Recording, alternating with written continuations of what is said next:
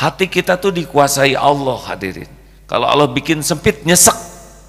Rumah lapang, tanah lapang, hati disempitkan, derita. Tidak ada yang lebih pahit dari berharapnya hati kepada kita. Allahumma ftah lana hikmataka ya Allah.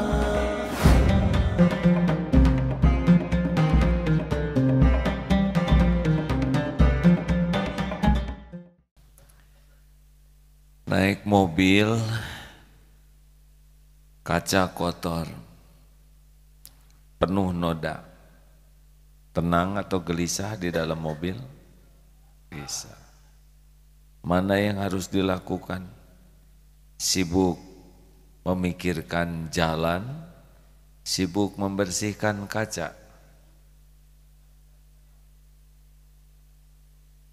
Tadi tidak lihat jalan. Bukan karena tidak ada jalan, tapi karena terhalang. Tapi sesudah kaca dibersihkan, hati jadi tenang, jalan pun nampak. Kurang lebih seperti itulah hidup ini. Setiap dosa itu, setiap maksiat itu bagai satu noda yang kena ke cermin hati. Semakin banyak maksiat, makin tertutup cermin hati kita. Dia pasti akan gelisah, cemas, dan tidak bisa melihat jalan yang sudah Allah siapkan. Bukan tidak ada jalan, tapi tidak terlihat. Maka penting sekali bagi kita untuk menghapus dosa. Dan di antara penghapus dosa adalah istighfar. Masya Allah. Suatu saat dari Al-Qurtubi menceritakan Imam Hasan Al-Basri, semoga Allah merahmati beliau. Beliau tiba-tiba sangat ingin pergi ke negeri Syams, perjalanan yang jauh. Sesampainya di sana ikut sholat, tidak dikenal beliau sebagai Imam Ahmad. Ulangi, beliau Imam Hasan Al-Basri, maaf, didatangi tamu, yang ini yang kisahnya ya, maaf tadi tertukar. Yang pertama datang meminta saran, Syekh, negeri kami kekeringan, tanah-tanah kering kerontang, tidak ada hujan. Amalan apakah yang perlu kami lakukan supaya bisa subur kembali? Beliau memberikan nasihat, perbanyaklah istighfar, mohon ampun kepada Allah. Tak lama kemudian datang tamu, Syekh, saya ini kesulitan keuangan, sulit, saya miskin, melarat, adakah amalan yang bisa membuka pintu rezeki supaya rezeki saya dibuka? Perbanyak istighfar. Ulang lagi, ada lagi tamu yang lain, Syekh, saya sudah lama menikah, belum punya anak, adakah amalan supaya saya punya anak? Perbanyak istighfar. Itu Syekh ya.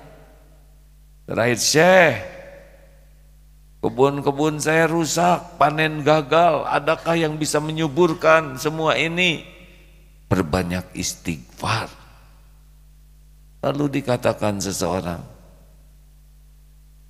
mengapa semua persoalan jawabannya sama?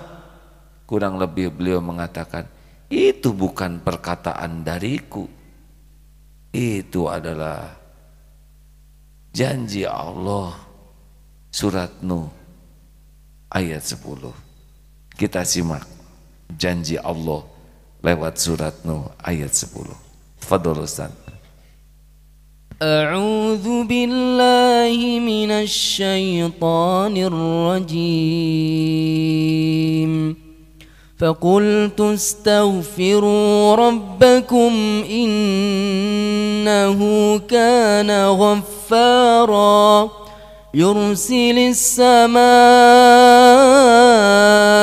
عليكم مدرارا ويمددكم بأموال وبنين ويجعل لكم جنات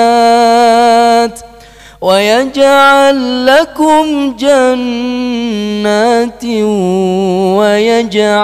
لكم أنهارا.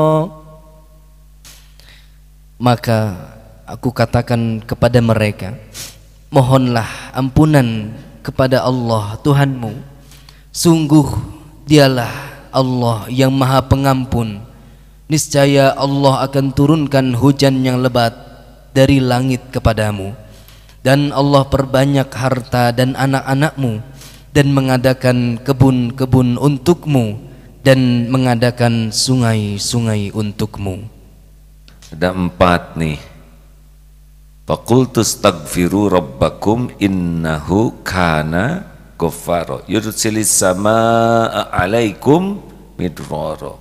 Allah akan turunkan hujan yang lebat. Suatu saat sedang kemarau panjang di Madinah, dan Umar bin Khattab, semoga Allah meridhoi beliau, salat istisqa. Beliau tidak berdoa tapi terus memohon ampun, istighfar, dan Allah turunkan hujan karena janji Allah. Ini kemarau sekarang sudah mulai panjang. Seharusnya ajak semua memohon ampun dengan mohon ampunan yang tulus.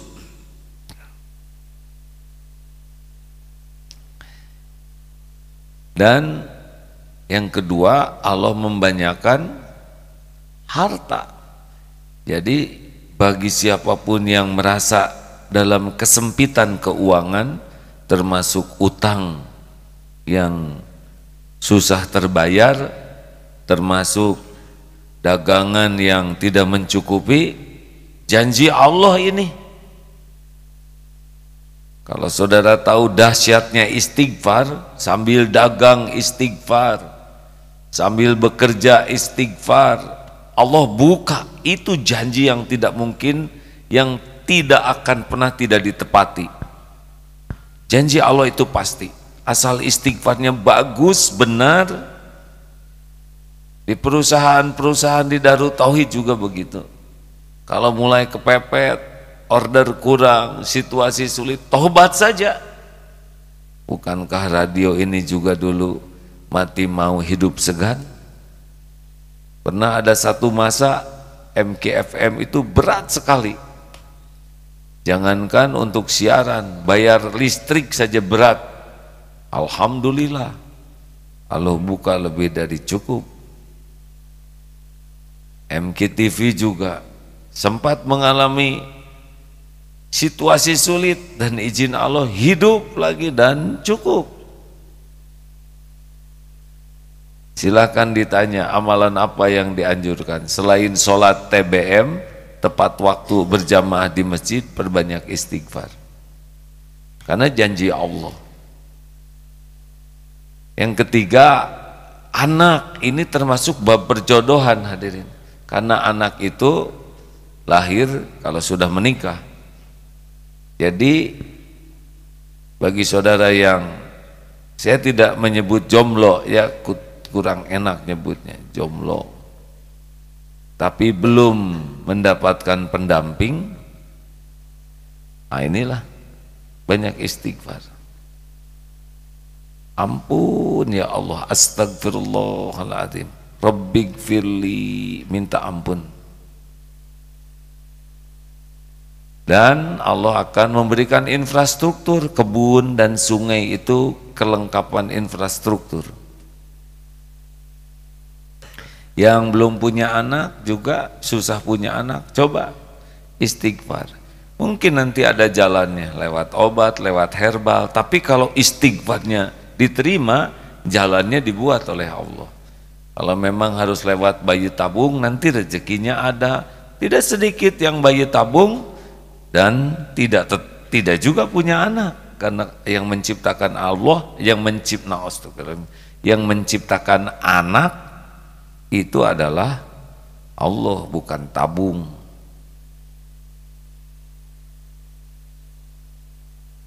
Ini saudara kelihatan semangat sekali mau istighfar, sebagian sudah mulai dari sekarang ya. Ya siapa tahu pulang pengajian ini nyangkut. Nah, apa Bapak semangat sekali? Perasaan sudah punya istri ya. Kemudian apalagi fadilah daripada istighfar? Surat Hud ayat 3. Silakan Ustaz. A'udzu billahi minasy syaithanir rajim. وأن استغفروا ربكم ثم توبوا إليه يمتعكم متاعا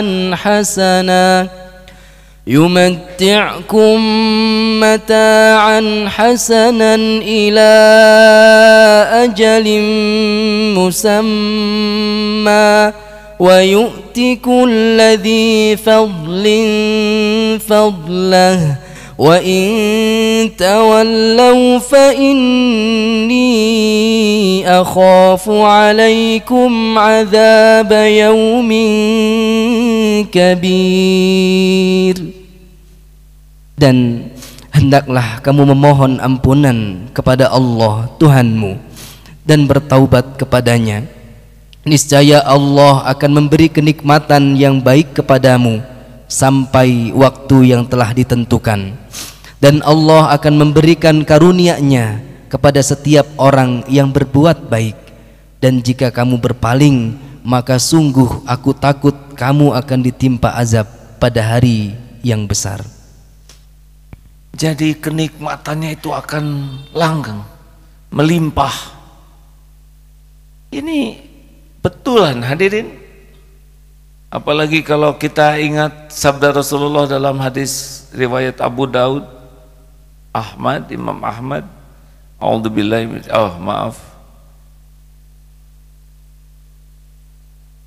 man aksarul istighfar, barang siapa yang memperbanyak istighfar, ja'alallahu lahu min kulli hammin farajan wa min kulli doikin makhrojan wa razaqahu min haitsu la yahtasib.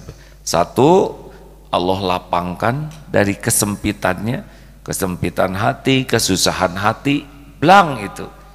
Hati kita tuh dikuasai Allah hadirin. Kalau Allah bikin sempit, nyesek.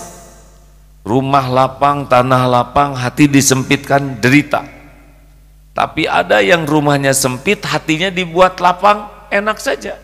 Kalau Allah mau memberikan penderitaan kepada kita karena buah dari dosa kita, hati dibikin gelisah, sempit, nyesek hadirin. Yang kedua, wa min kulli doikin makhrajan, diberikan jalan keluar dari kesulitan apapun. Allah tahu kesulitan kita karena kita juga dalam kesulitan dengan izin Allah. Nah, salah satu syariat yang bisa membuka jalan keluar adalah istighfar. Imam Ibnu Taimiyah di dalam salah satu tulisan dari keterangan yang saya baca, kalau beliau dalam kesulitan yang besar, sulit untuk memecahkan masalah, istighfar sampai 1000 kali itu, dan Allah berikan jalan keluarnya. Atau yang tadi diceritakan Imam Ahmad bin Hambal, ini diceritakan beliau berangkat ke negeri Syams, jauh dari Baghdad ke sana. Sambil tidak jelas nih tujuannya, tapi jauh-jauh datang. Sampai di sebuah masjid, beliau tidak dikenali. Sesudah selesai sholat, mau tidur di masjid dilarang, karena aturan masjid memang tidak boleh tidur di sana. Waktu itu aturannya. Syekh, keluar, tidak boleh tidur di sini. Mau tidur di emperan juga tidak boleh. sampai didorong-dorong, padahal itu ulama besar. Kelihatan oleh tukang roti, sudah Syekh, sini saja, rumah saya di belakang toko roti. Sesudah diberi makan, dilihat oleh Imam Ahmad ini, ternyata tukang roti itu selama nyuguhin masak roti istighfar terus, astagfirullahaladzim, astagfirullah. Ditanya, saya lihat engkau istighfar, ya inilah yang saya lakukan. Setiap waktu aktivitasnya diisi dengan zikrullah, istighfar. Apa yang engkau rasakan? Hampir semua doa-doaku diijabah oleh Allah, kecuali satu. Apa yang satu yang belum diijabah? Saya sangat rindu untuk bertemu dengan ulama panutan Syekh Imam Ahmad bin Hambal. Masya Allah, itu orangnya sudah di sana, digerakkan oleh Allah pergi ke jauh, didorong oleh DKM supaya ketemu. Jadi kalau nanti ada yang didorong oleh DKM, ada kemungkinan itu ya akan dapat jodoh. Oh, langsung nyari DKM dan minta didorong ya.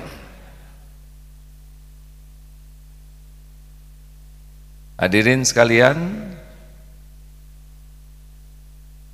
jangan pernah ragu dengan janji Allah. Saya sudah istighfar A, tapi kok belum juga. Istighfar itu juga bisa mendatangkan kekuatan. Surat Hud ayat 52. Benarkah, Ustaz? Betul. Surat Hud ayat 52. A'udzu billahi minasy syaithanir rajim. Wa ya qaumi istaghfiru rabbakum thumma tubu ilaihi. Thumma tubu ilaihi yursilis samaa'a 'alaikum midrara wa yazidkum quwwatan ila quwwatikum wa la tatawallaw mujrimin. Dan Nabi Hud berkata, wahai kaumku, mohonlah ampunan kepada Allah Tuhanmu, lalu bertaubatlah kepadanya. Niscaya Allah akan turunkan hujan yang sangat lebat. Allah akan menambahkan kekuatan di atas kekuatanmu, dan janganlah kamu berpaling menjadi orang yang berdosa. Kalau merasa lemah, baik lemah dalam lemah apapun, lemah fisik, lemah ekonomi, lemah berpikir, lemah menghafal, dan lemah lainnya, istighfar. Termasuk lemah syahwat mungkin ya. Kenapa ketawa sih Bapak? Giliran jodoh ketawa, lemah syahwat ketawa. Coba kendalikan, istighfar. Ya.